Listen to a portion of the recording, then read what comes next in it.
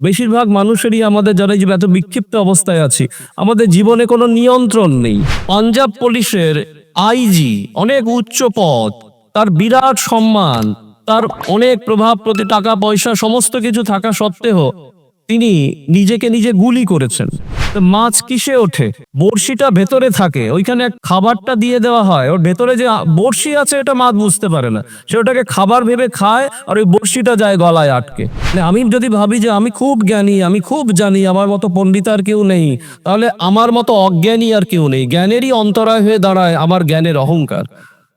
প্রভু শ্রীরাম, শ্রীকৃষ্ণ, ভগবান বুদ্ধ, প্রভু যিশু, মোহাম্মদ, শ্রী চৈতন্য, শ্রীরামকৃষ্ণ, শ্রী শ্রী ঠাকুর অনুকূল চন্দ্র, ভারতের সনাতন আর্য সংস্কৃতির মেলবন্ধন একই প্ল্যাটফর্মে, একই সাথে। আপনাদের হাতের মুঠোয় নিয়ে এসেছে কল্কি অবতার অ্যাপ। শিক্ষা, অনুপ্রেরণা আর আধ্যাত্মিক বিনোদনের এক অনন্য ভাণ্ডার। এখন 3টি ভাষায় উপলব্ধ: বাংলা, হিন্দি ও ইংরেজিতে। আজই ডাউনলোড করুন গুগল প্লে স্টোর থেকে সম্পূর্ণ বিনামূল্যে।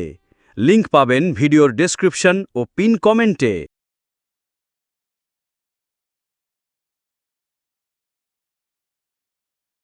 সর্বপ্রথম আমাদের দুর্বলতার বিরুদ্ধে যুদ্ধ করতে হবে, সাহসী হতে হবে, বীর হতে হবে।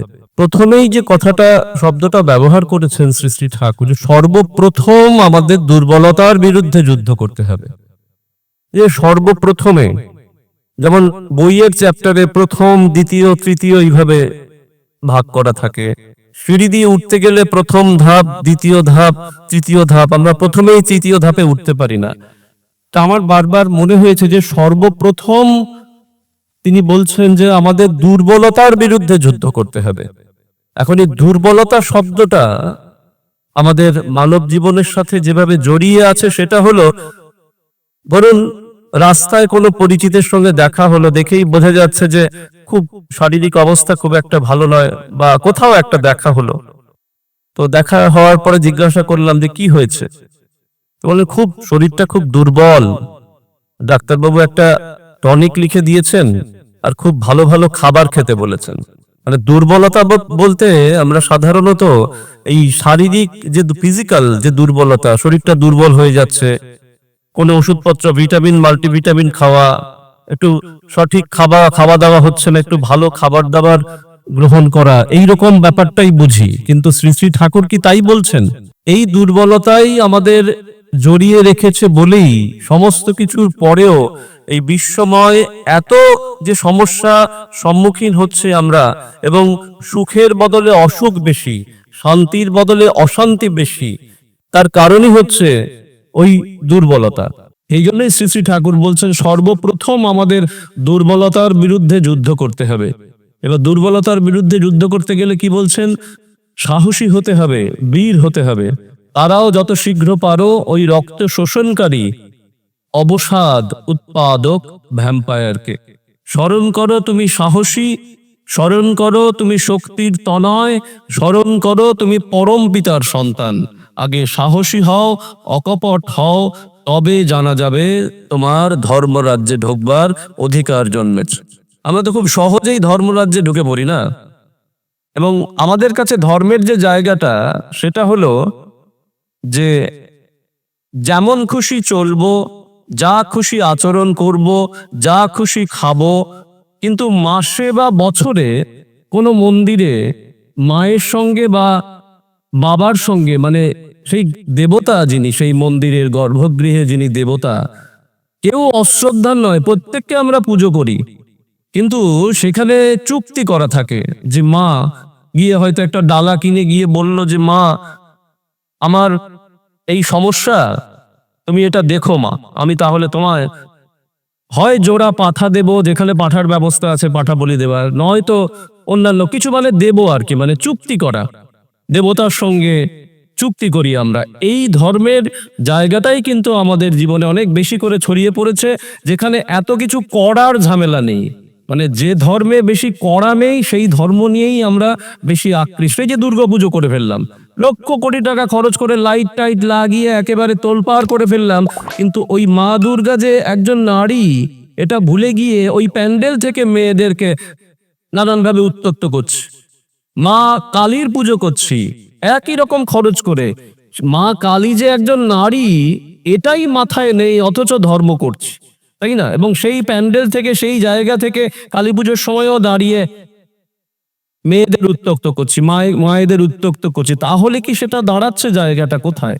যে আমরা কিন্তু এই ধর্মাচরণের মধ্যে আছি, যে ধর্মের মধ্যে কিছু করার বিষয় নেই, শুধু চাহিদা, যেন সেখান থেকে যেন অলৌকিকভাবে সবকিছু পেতে পারি। পাঁঠা দিয়ে যদি, কোনো পাঁঠা বলি দিয়ে যদি আমার জীবন উন্নত হতে পারে, তাহলে এত ঝামেলার কি দরকার?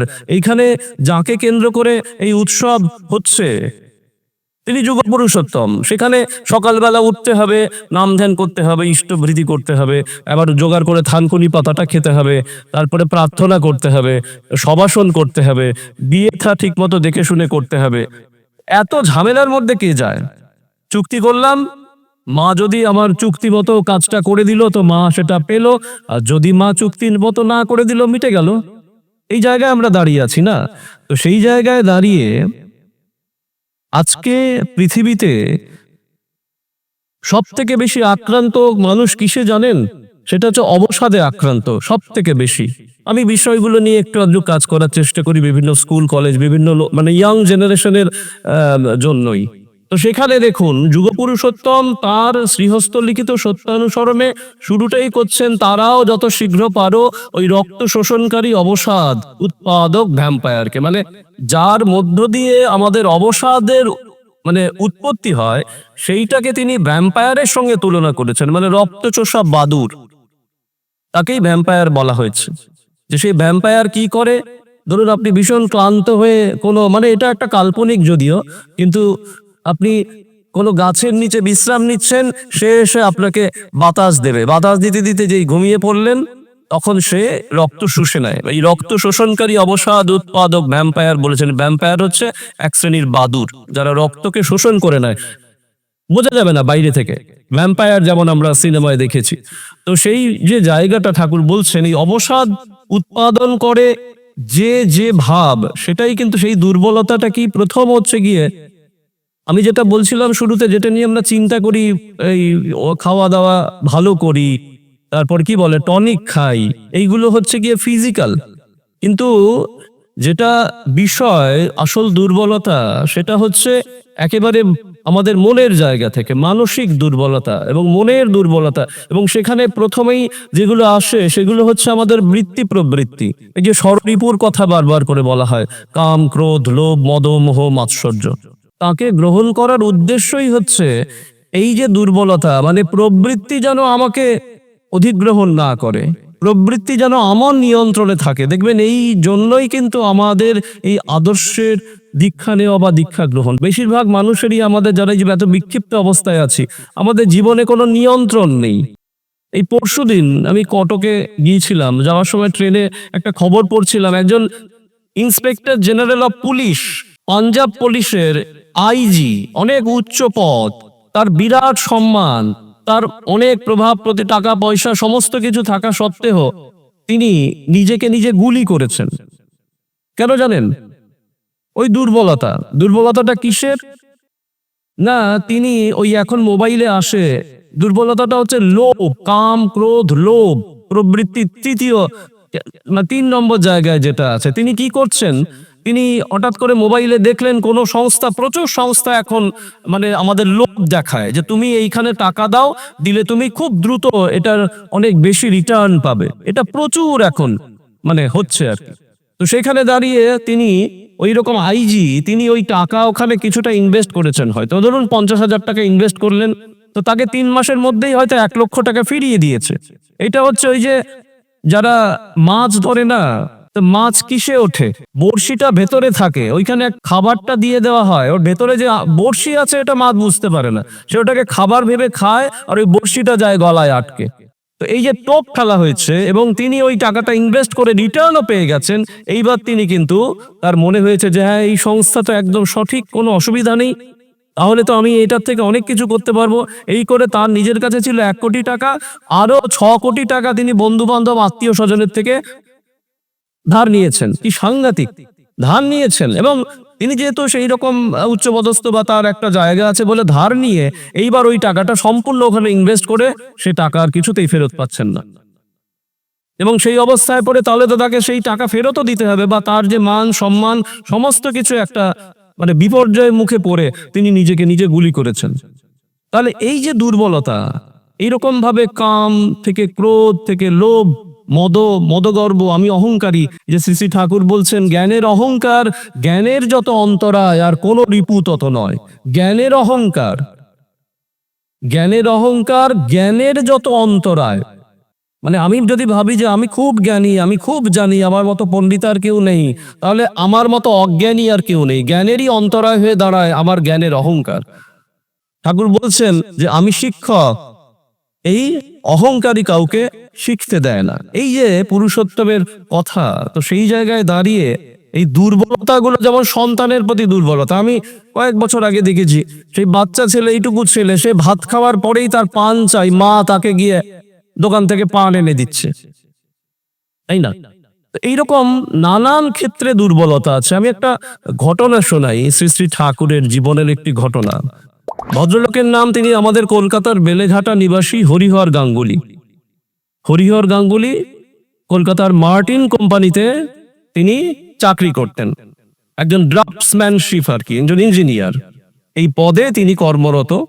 তিনি শ্রী শ্রী ঠাকুরের দর্শনে গেছেন এবং তিনি দীক্ষা নিয়েছেন। যাবার পর শ্রী শ্রী ঠাকুর, উনি প্রথম দিন আছেন, দ্বিতীয় দিন আছেন, এবার দুদিন শ্রী শ্রী ঠাকুরের সাথে কথা হয়নি। তৃতীয় দিন হঠাৎ করে শ্রী শ্রী ঠাকুর কাউকে দিয়ে ওনাকে ডেকে এনে কথা বলতে শুরু করলেন। বলছেন, দাদা আপনি কি করেন? তো বললেন যে আমি ড্রাফটসম্যানশিপের কাজ করি কলকাতায় মার্টিন কোম্পানিতে। তো ঠাকুর বললেন, ওই কাজটা এখানে পাওয়া যায় না, মানে পাবনাতে আর কি, যে ওই যে আপনি যে কাজটা করেন সেই কাজটা কি এখানে পাওয়া যায় না? বললেন, হ্যাঁ এখানে খোঁজ করলে পাওয়া যেতে পারে। তো বললেন, এখানে দেখুন না। তো যে দাদার সঙ্গে উনি ওখানে গিয়েছিলেন তাকে বললেন, তো তিনি ওইখানে একটা সংস্থায় তার প্রধানের সঙ্গে যোগাযোগ ছিল এবং সেখানে ওনাকে নিয়ে গেলেন। যাওয়ার পরে ওনাকে জিজ্ঞাসা করছেন ওই মানে ওই সংস্থার যিনি আর কি সিইও বা মালিক বা যাই হোক, তিনি বলছেন যে আপনি কত পান? উনি মার্টিন কোম্পানিতে তখন 500 টাকা পান। তো ওরা বলছে যে আমরা তো মাত্র 150 টাকা দেবো, এখানে কাজটা আছে আমরা দিতে পারি, কিন্তু আমরা 150 টাকা দেবো, ওটা বেড়ে ম্যাক্সিমাম 250 টাকা হতে পারে। আর আপনি যেটা করেন 500 টাকা পায়, ওটা বেড়ে 700 টাকা হবে। সেই অনেক সময়, মানে অনেক আগের কথা, তখন এর বিরাট। তখন উনি বললেন যে আপনি কি বোকা নাকি, এই 500 টাকার চাকরি ছেড়ে এখানে কি করতে আসবেন? তো এইটা শুনে চলে গেলেন, গিয়ে শ্রী শ্রী ঠাকুরের সামনে উপস্থিত। শ্রী শ্রী ঠাকুর বললেন, কি দাদা ওখানে হয়েছে? হ্যাঁ হয়েছে, কিন্তু এইরকম একটা অবস্থা। ঠাকুর বললেন যে আপনার পরিবারে কজন? বললেন 4 জন। শ্রী শ্রী ঠাকুর বললেন যে এত কি মানে এত মানে চাহিদার বা এত প্রয়োজন কি আছে? এই তো 4 জনে তো এই টাকায় খুব ভালোভাবেই চলে যাবে, অসুবিধার কি আছে? আপনি সমস্ত কিছু নিয়ে ওখানে চাকরি ছেড়ে এখানে চলে আসুন। এবার দুর্বলতাটা কোথায়? এই যে তিনি বললেন, তিনি ফিরে গেলেন বাড়িতে। যাই হোক, তার ভেতরের মানসিক অবস্থা মানে প্রস্তুতি থাকুক বা না থাকুক, তিনি শ্রী শ্রী ঠাকুরের কথা মাথায় নিয়ে বাড়ি গেলেন। যাওয়ার পরে এইবার আত্মীয় স্বজন যেভাবে বোঝায়, বন্ধু বান্ধব যেভাবে বোঝায় যে পাগল নাকি, যে এই কলকাতার মতো জায়গায় এত টাকার মায়নায় চাকরি ছেড়ে ওইখানে গিয়ে, সেখানে গিয়ে এত কম মায়নায় কেউ যায় নাকি এই চাকরি ছেড়ে? আর কোন পাগলের পাল্লায় পড়েছে? এরকম একটা হয় না, এই যে ব্যাপারটা আমাদের মধ্যে হয়। তো এই যে ওই দুর্বলতার মধ্যে পড়ে তিনি কিন্তু তাকে ভুলে গেলেন। তিনি মনে করলেন যে এরা যে যা বলছে এটাই ঠিক। কিছুদিন পরে তার খুব সাংঘাতিক জ্বর হয় এবং ওই কি গ্যালোপিং থাইসিস বলে কি একটা লেখা আছে, এরকম একটা অসুখ তার হয়। এবং তারপর তিনি কিন্তু শ্রী শ্রী ঠাকুরের কাছে চিঠি লিখে খবর পাঠান যে শ্রী শ্রী ঠাকুরকে বলছে, ঠাকুর এবার আমায় রক্ষা করুন, আমার তো এইরকম অবস্থা। তখন শ্রী শ্রী ঠাকুর বলছেন, ওখানে লেখা আছে যে আমি তো চেষ্টা করেছিলাম, আমি তো আপনাকে বলেছিলাম, কিন্তু এখন যা আছে, যেমন অবস্থায় আছেন, পরমপিতার নাম করুন। ঠাকুর বলছেন, ইষ্টের চেয়ে থাকলে আপন, ছিন্ন ভিন্ন তার জীবন। শুনলে কেমন লাগে না? যে আমার বাবা মা কি আপন নয়, আমার সন্তান সন্ততি আত্মীয় পরিজন বন্ধু বান্ধব আপন নয়? তারা আপন, কিন্তু ওই যে একেবারে আলটিমেট সমাধানটা, যে যার প্রতি বলছেন শ্রী শ্রী ঠাকুর, যে যার প্রতি আসক্তিতে মানুষের বিচ্ছিন্ন জীবন ও জগতের সমস্ত বিরোধের চরম সমাধান লাভ হয়, তিনিই মানুষের ভগবান। ওখানে কিন্তু সমাধান তো সবাই দিচ্ছে, নেতা মন্ত্রী প্রধানমন্ত্রী মুখ্যমন্ত্রী থেকে ডাক্তার ইঞ্জিনিয়ার সবাই আমাদের সমাধান করে দিচ্ছে না, সমস্ত সমাধান আমরা পাচ্ছি, কিন্তু আলটিমেট চরম সমাধান লাভ হয়। এই যে চরম শব্দটা তিনি জুড়ে দিয়েছেন, এই চরম সমাধান তারই যিনি, তিনিই মানুষের ভগবান। তো সেইখানে দাঁড়িয়ে তিনি ইষ্ট, তাহলে তার থেকে যদি আপন আমার স্ত্রীও হয়, আমার কন্যা হয়, আমার পুত্র হয়, কেউ হয়, তারা তো এই মুহূর্তে একটু পরে কি হবে তিনি সে জানে না, তাই না? সে তো ভবিষ্যৎটা বলে দিতে পারছে না, কিন্তু তিনি ভবিষ্যৎ দ্রষ্টা। সুতরাং তার থেকে আপন তাহলে কাউকে করলে কিন্তু আমার ভবিষ্যৎটা তারা দেখতে পাচ্ছে না, তারা এই মুহূর্তটা দেখে ভাবছে, একটা প্রবৃত্তির মধ্যে আমরা জড়িয়ে ভাবছি। কিন্তু শ্রী শ্রী ঠাকুর জানতেন যে কি হবে, সেই জন্য তিনি তাকে ঠিক ওইভাবে নির্দেশ, বা ঠাকুর কখনো কাউকে নির্দেশ দেননি, তিনি সবসময় বলতেন করলে ভালো হয় বা করে দেখলে হয়, এই তো বলতেন। কারণ ওই যে না করা, সেও তো আরেক বিপদ, তাই না? দুর্বলতা কেমন? সেনাবাহিনীতে মাঝে মাঝেই হয় হানি ট্র্যাপ। দেশের সুরক্ষার ক্ষেত্রে বলি, একজন সেনা প্রধান, বলুন তো কি পদ? সে কোনো পরিবারে জন্মেছে, ওইটুকু থেকে আস্তে আস্তে বড় হয়েছে এবং পড়াশোনা করেছে। আমরা যেটাতে মূল লক্ষ্য রাখি, পড়াশোনাটা অত ভালো করে তিনি আস্তে আস্তে সেনাবাহিনীর প্রধান হয়েছেন, এবং তখন তার মাথায়, তার দায়িত্বে দেশের রক্ষার দায়িত্ব। তিনি কি করলেন? তিনি ফেসবুক বা হোয়াটসঅ্যাপ বা ইনস্টাগ্রামে তিনি হানি ট্র্যাপে পড়লেন, কোন এক সুন্দরীর পাল্লায় পড়লেন। প্রভু শ্রীরাম, শ্রীকৃষ্ণ, ভগবান বুদ্ধ, প্রভু যিশু, মোহাম্মদ, শ্রী চৈতন্য, শ্রীরামকৃষ্ণ, শ্রী শ্রী ঠাকুর অনুকূল চন্দ্র, ভারতের সনাতন আর্য সংস্কৃতির মেলবন্ধন একই প্ল্যাটফর্মে, একই সাথে। আপনাদের হাতের মুঠোয় নিয়ে এসেছে কল্কি অবতার অ্যাপ। শিক্ষা, অনুপ্রেরণা আর আধ্যাত্মিক বিনোদনের এক অনন্য ভাণ্ডার। এখন 3টি ভাষায় উপলব্ধ, বাংলা, হিন্দি ও ইংরেজিতে। আজই ডাউনলোড করুন গুগল প্লে স্টোর থেকে সম্পূর্ণ বিনামূল্যে। লিংক পাবেন ভিডিওর ডেসক্রিপশন ও পিন কমেন্টে।